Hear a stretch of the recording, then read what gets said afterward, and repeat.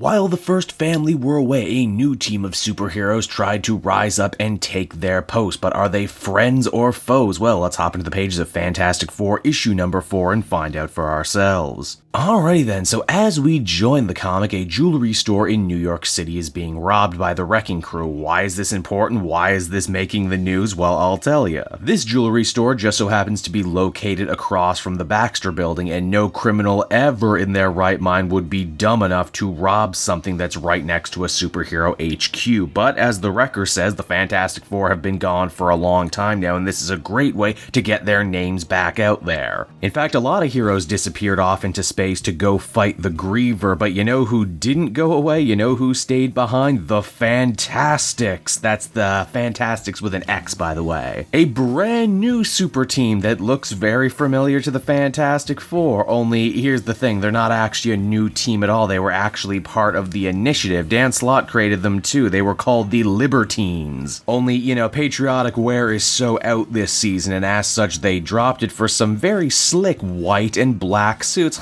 You know, those look very familiar. Where do I know those from? Oh yeah, the Terrifics, another team that totally wasn't trying to fill the void left behind by the Fantastic Four, right? They were totally their own thing and always were. Now, where are the Richards family? Well, they're still up in space right now. They're trying to get the teleporter working so they can get back home all of their friends who took time out of their busy personal lives and superheroing schedules to help them out. This also gives Dan Slott an excellent opportunity to poke some good-natured fun at the state of current Marvel continuity through the mouth of Spider-Man. Hey Wolverine, are you the old one we all remember just back from the dead, or are you the old one who's dying currently? Slott forgets there's also a third Wolverine who's joined with the Phoenix from the future. Then there's old Ghost Rider. Hey, are you the one who drives the car, or is the one who is the king of hell right now? There's also some good family soap operatics going on too. Valeria feels bad about leaving her red-skinned Namor-ish boyfriend behind, and Reed interjects. You think he's being a protective dad, but he actually goes the other way on it. He's totally fine with his daughter having a boyfriend, but he doesn't like that she dumbs herself down well around him. Then there's the matter of the Future Foundation. They get put on a bus, written off. They decide that they want to continue looking for Owen Reese. If they can find a single molecule of his, they can probably bring him back to life. I kid, it actually is a fairly nice send-off. I know I don't have as much admiration or love for the Future Foundation, but I'm sure some people do, and I think Slott is respectful here. When the team does get back to Earth, old Johnny Storm has to break to them the hard news that, oh yeah, I don't actually own our home anymore, the Baxter Building. Spider-Man owned it when he was a billionaire, but that got bought out from under him. They also catch wind of all the chaos happening outside the old Baxter Building as the Wrecking Crew dukes it out with the Fantastix. The Thing decides that he's gonna sit this one out. After all, the Wrecking Crew barely qualifies as threats. Franklin agrees too, especially now that he has a new status quo with his powers. Every time he uses them, he loses a little bit of their effectiveness, so he's gonna sit on them until like a nihilist or something attacks. This looks like it's a job then for Mr. Fantastic, the Invisible Woman, and Brainstorm, only here's the thing, mother and father don't want daughter to get involved. She's incredibly smart, but also incredibly soft and squishy. Honestly, she doesn't miss out on much. With so many super teams knocking against each other, it all turns into one heck of a colossal, chaotic clusterfuck. However, it is Valeria that ultimately gets to the bottom of all of these goings-on. She's the first one to realize that, hey, none of this makes sense right now. What with these brand new heroes showing up out of the blue with adoring fans all around them with signs in earshot of a media circus, yep, this whole thing was rigged from the get-go. The Fantastix manager was the one who actually paid the Wrecking Crew to try and rob the jewelry store. The funny thing is, though, is that even though the manager is a jerk, the Fantastix themselves aren't. Once they realize the jig is up, they apologize for putting the Richards through this. It also turns out, get this, they're the new owners of the Baxter Building, which the Richards family have no problem with. As they put it, the Fantastic Four are a lot more than the costumes, the base of operations, the code names. It's the magic they make together, and they're not threatened by cheap imitations. Ooh, that's a fantastic burn right there. It's not like they'll be going homeless or anything. Ben Grimm was smart enough to buy the entire building that he lives in, so they got lots of room. They might have to make some customization changes, but hey, it'll be fun.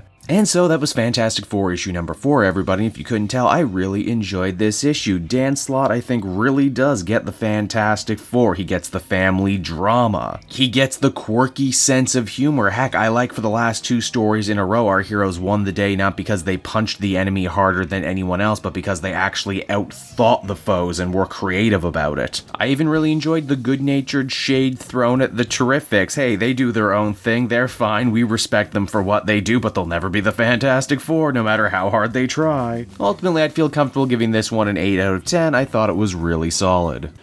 Hey there everyone, it's your old pal Cape Joel, and I want to thank you so much for watching to the end of the video. I hope you enjoyed it, and if you did, why not check out some of these other videos I have available from the channel. And hey, you know what, if you're in a supportive mood, you can also check out my Patreon link down in the description. Patrons get exclusive access to videos and content before anyone else, and you can do so for as little as $1 a month. So until next time everyone, this has been Cape Joel. Thank you so much for watching, and I will be back again next time with more comic content that smacks of greatness. Bye bye everyone.